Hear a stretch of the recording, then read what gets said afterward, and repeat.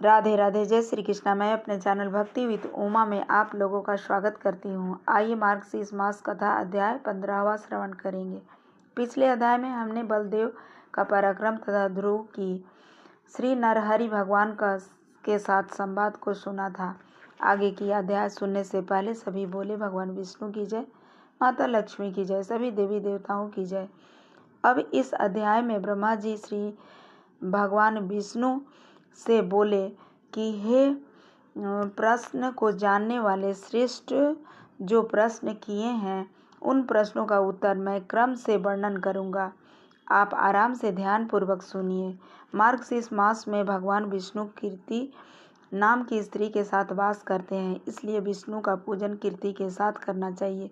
जैसे कि पहले कहा है कि ब्राह्मण को केशव और उनकी पत्नी को कीर्ति समझ करके पूजन अर्चन दान विधिवत वस्त्र आभूषण से करना चाहिए। इस प्रकार सपत्नी ब्राह्मण के पूजन से हम पूजित हो जाते हैं, इसमें कोई संशय नहीं है। मुझे प्रसन्न करने वाले अनेक प्रकार के दान तथा गौदान, भूमि दान तथा विशेष स्वर्ण का दान करें। वस्त्र दान, अलंकार दान तथा शय्या दान और गृह दान करें। मुझको प्रसन्न करने वाले समस्त दानों में 3 दान विशेष कहे गए हैं। एक पृथ्वी, दूसरा धेनु और तीसरा विद्या का दान श्रेष्ठ है। ये 3 प्रकार का दान विशेष कहे गए हैं तथा ये बहुत ज़्यादा प्रचलित है। एक पृथ्वी, दूसरा धेनु दान और तीसरा विद्या का दान सबसे श्रेष्ठ है। इन तीनों दानों को देने से मुझे अतुल प्रसन्नता होती है। इस मास में स्नान, दान और पूजन करना ही विधान कहा गया है। जो वो शीर्ष मार्ग मास में ब्राह्मणों को सपत्नी रूप पूजित कर दान विधिवत देता है, वो समस्त पापों से निवृत्त हो जाता है तथा वो खेती वाला बहुत धनी होता है। हे वत्स, जो मेरी अत्यंत गुप्त बात है सुनो। हे ब्राह्मण, जो अग्नि तथा ब्राह्मण मेरे मुख हैं। ब्राह्मण के मुख से आहुति देने से कोटि गुना फल हो जाता है, क्योंकि मेरा अग्नि जो है वो मेरे मुख से निकली है और ब्राह्मणों के मुख में अग्नि होती है। अतः हे ब्राह्मण, हे वत्स, ब्राह्मणों के जो दान और दिया जाता है वो सबसे ज़्यादा श्रेष्ठ कर होता है और ब्राह्मणों के अधीन ही मैं हूँ। ब्राह्मण सदा स्वतंत्र कहे गए हैं, अतः आज भी उन्हें दान देकर नमस्कार अवश्य ही करना चाहिए। इससे मैं प्रसन्न हो जाता हूँ। इस अध्याय में आगे अब हम भगवान और रंथी देव की कथा सुनेंगे। प्राचीन समय की बात है कि रंथी देव बड़ा ही प्रतापी राजा हुआ करते थे। उनकी न्यायशीलता, धर्मशीलता और त्याग की कथा तीनों लोकों में फैली हुई थी। रंथी देव ने गरीबों को देख करके अपना सब कुछ दान कर दिया था। उनके समय बड़ी ही कठिनता से वो अपना जीवन बिताने लगे। उन्हें जो कुछ मिलता था वे सब गरीबों को दान कर देते थे और खुद भूखे ही रह जाते थे। उसे गरीबों में बांट देने के बाद उनके पास कुछ भी नहीं बचता था। इस प्रकार राजा अत्यंत ही निर्धन हो गए थे और सब परिवार कष्ट सहने लगे। एक दिन पूरे 48 दिन तक राजा को भोजन कौन कहे जल भी पीने को नहीं मिला था। प्यास से बलहीन राजा का शरीर कांपने लगा था। अंत में 39वें दिन राजा को फल, खीर और हलवा भोजन करने के लिए मिला। पूरा परिवार राजा का गरीबी से दुर्बल हो गया था। राजा ज्यों-ज्यों भोजन करने बैठ ही रहे थे कि एक गरीब ब्राह्मण आ गया। राजा उस भोजन को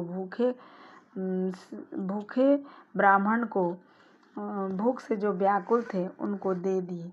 ब्राह्मण भोजन से तृप्त होकर के चले गए। उसके बाद राजा बचा हुआ भोजन को सब परिवार में बांटकर खाना चाहते थे कि उसी समय एक अतिथि के रूप में नरहरि आ गए।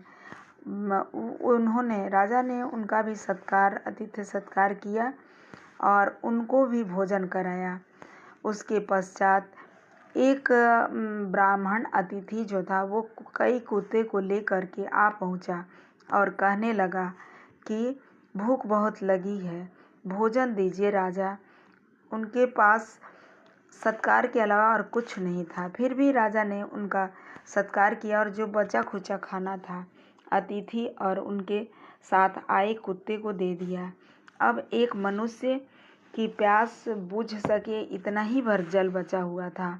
राजा उसको पीने ही वाले थे कि अकस्मात चंडाल एक वहाँ आ पहुँचा और कहा कि हे राजा, मैं बहुत थक गया हूँ और मैं भूख प्यास से व्याकुल हो गया हूँ, अतः मुझ अपवित्र को थोड़ा सा जल दे दीजिए।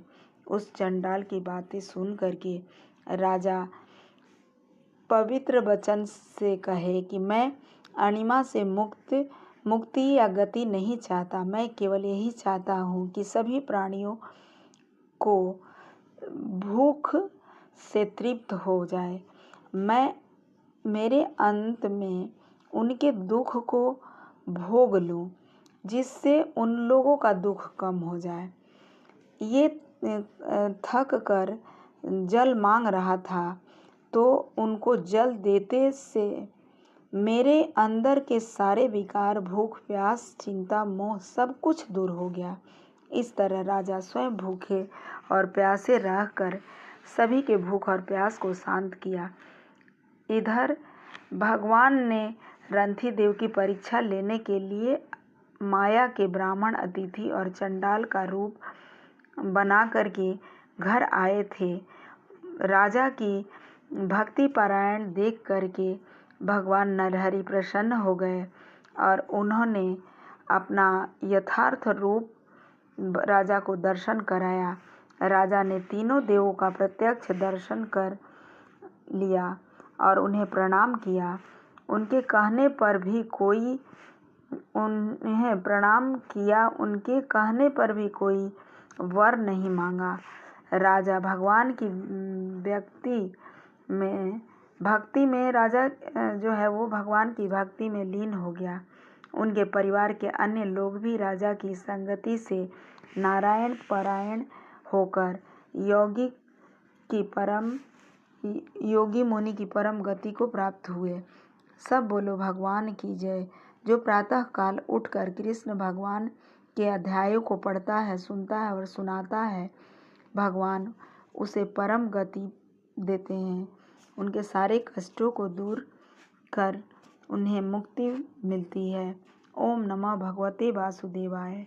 ये अध्याय यहीं समाप्त हुआ।